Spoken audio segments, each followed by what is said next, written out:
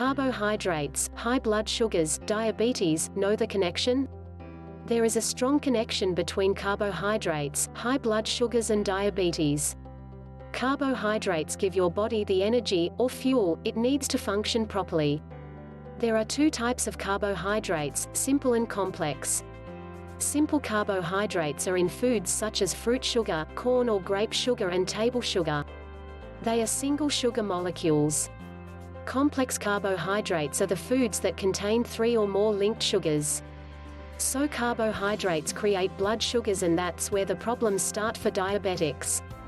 Understanding more about the connection helps to control your diabetes.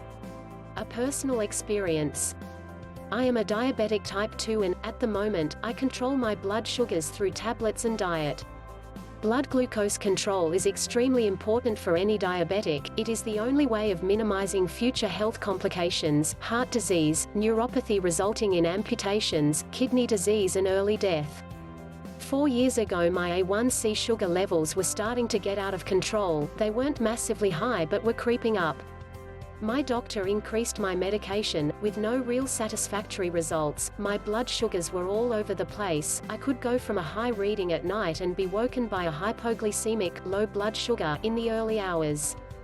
Then I discovered the Atkins diet and, because I wanted to lose weight, I started to follow the low carbohydrate, high protein menus.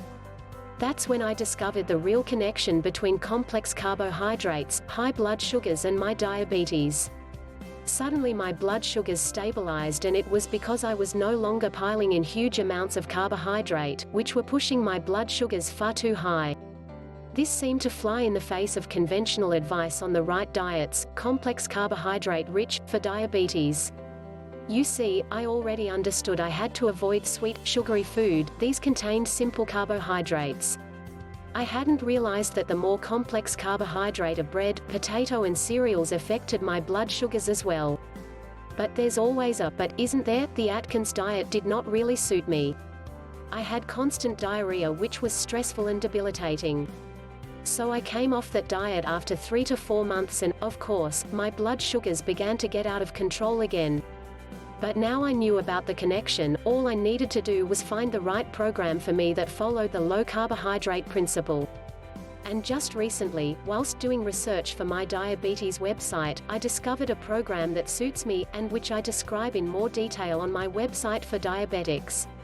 My advice to any diabetic and pre-diabetic: do your research. Understand the close connection between the complex carbohydrates you eat, how they affect your blood sugars and how it can make it difficult to control your diabetes.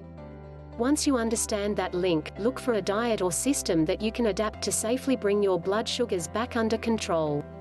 Remember, too many carbohydrates, complex or simple, give you high blood sugar levels, and if you have diabetes it means your body cannot cope with the additional overload.